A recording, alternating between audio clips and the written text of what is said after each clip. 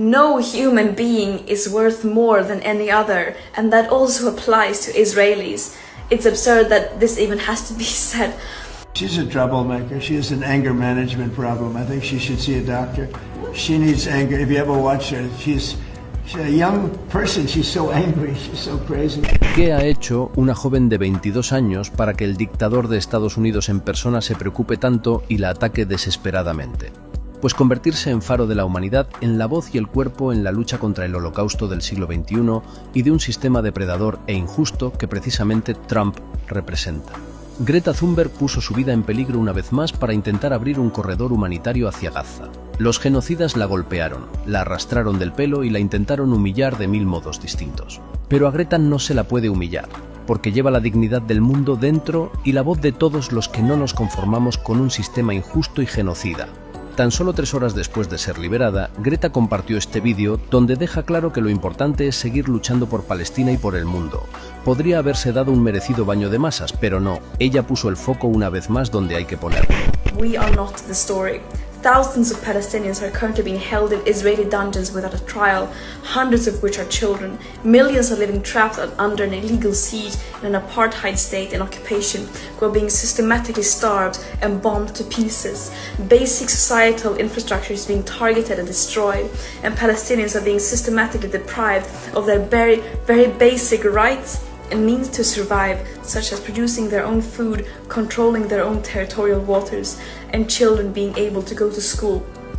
And the whole world knows that this did not start on October the 7th, 2023. And these Israeli war crimes have happened with impunity and with help and legitimizations from our governments, institutions, and media. And this is the story here that people should be focusing on. Do not let me and other volunteers on the flotilla be a distraction. And the Global Summit Flotilla is about solidarity with Palestinians, international solidarity. And what Israel did was mainly not to illegally abduct us in international waters and abuse us in prison, but it was that it stopped a humanitarian mission and violating international law by preventing humanitarian aid from entering Gaza, a population that are being systematically starved by Israel. And this is a blatant violation of international humanitarian and maritime law. And I also want to make it very clear that our imprisonment by Israel is a direct result of our governments. They keep talking about the importance of upholding human rights and international law and to get aid into Gaza. And then when we do their job, trying to do just that while being completely peaceful and abiding by international law, they fail to ensure our safety.